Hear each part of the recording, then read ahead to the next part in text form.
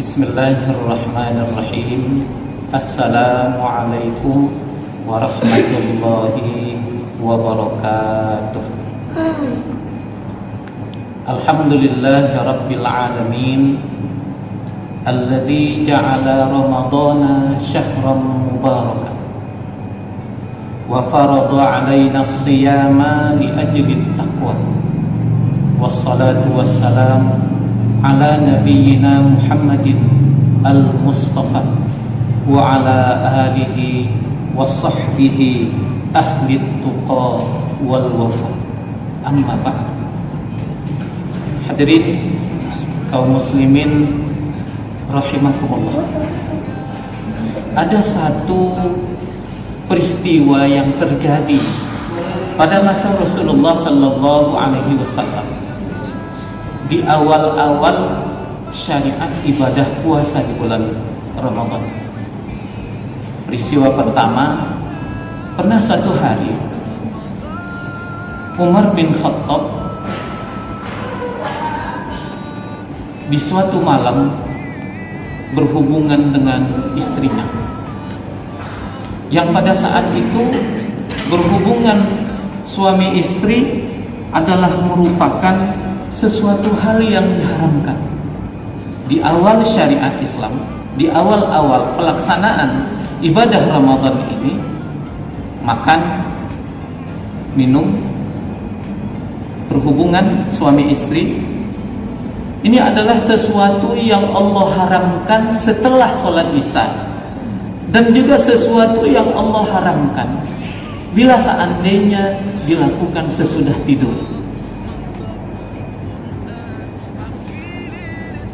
Tapi saat itu Umar bin Khattab, karena dia tidak bisa menahan hasratnya, lalu terjadilah apa yang telah terjadi. Maka esok hari Umar bin Khattab mengadu kepada Rasulullah sallallahu alaihi wasallam. Beliau menceritakan kasus ini. Maka turunlah firman Allah surah Al-Baqarah ayat 187. A'udzu billahi minasyaitonir rajim. Uhilla lakum lailatas siyamir rafathu ila nisaikum. Dihalalkan kepada kamu untuk mencampuri istri-istri kamu. Hunna libasul lakum. Karena mereka itu adalah pakaian bagi kamu, wa antum libasul lahun. Dan istri itu juga pakaian bagi kamu, dan kamu juga adalah pakaian bagi istri kamu. Alimallahu annakum kuntum takhtanuna anfusakum. Allah mengetahui ketidakmampuan kamu dalam dalam rangka menyalurkan hasrat, ketidakmampuan kamu untuk menekan keinginan kamu untuk bercampur dengan istri kamu itu. Fataba alaikum. Lalu kamu merasa bersalah, lalu kamu bertaubat, dan Allah menerima pertaubatan kamu. Wa'afa ankum, dan Allah memberikan kemaafan kepada kamu. Fal'ana bashiruhun, maka mulai sekarang berhubunganlah.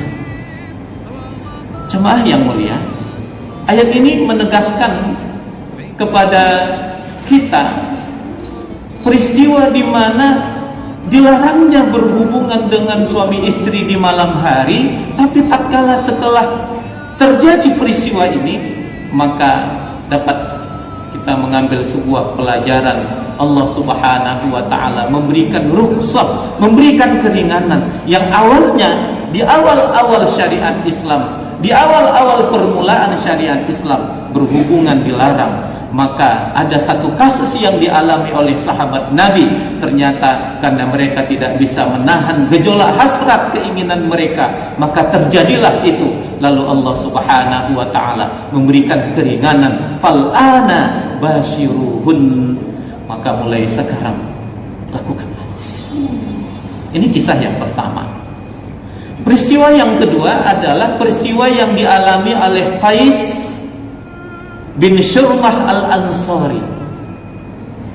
Suatu hari Qais bekerja seharian, lalu dia pulang ke rumah di sore hari dalam keadaan lelah, pas saat berbuka bersama, pas saat berbuka, maka ternyata dia mendapati istrinya belum menyiapkan perbukaan karena perbukaan belum tersedia. Maka ia meminta kepada istrinya untuk menyiapkan perbukaan. Maka setelah sholat maghrib, sambil menunggu hidangan perbukaan yang akan dihidangkan oleh si istri, maka pada saat itu Qais Al-Ansari akhirnya tertidur.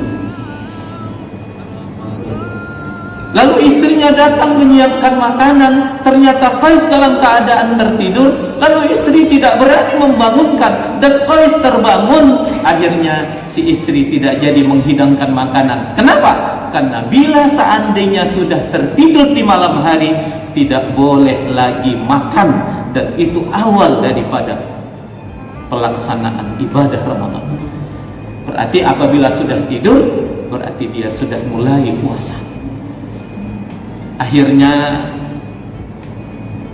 esok hari Qais datang kepada Rasul menceritakan kasus yang terjadi dalam keadaan lemah.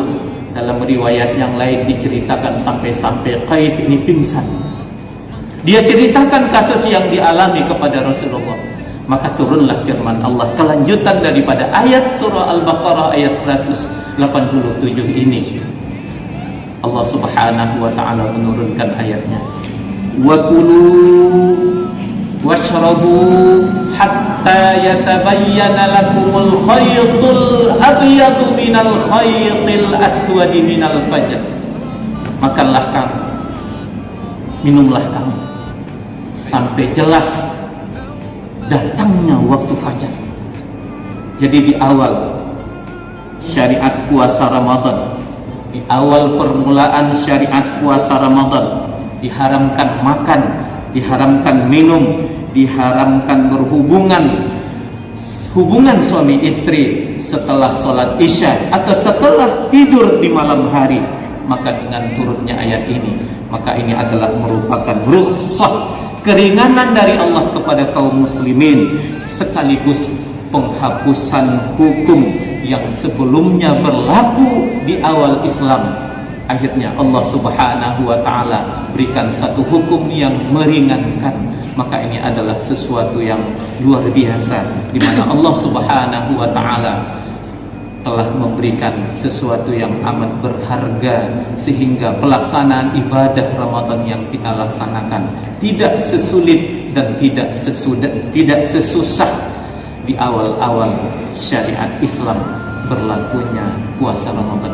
Semoga Allah Subhanahu wa ta'ala memberikan pemahaman yang baik kepada kita dan memberikan kesempatan kepada kita untuk dapat melaksanakan ibadah puasa Ramadan ini dengan baik. Amin ya rabbal alamin. Fa'tabiru ya ulil albab wa ya ulil absar.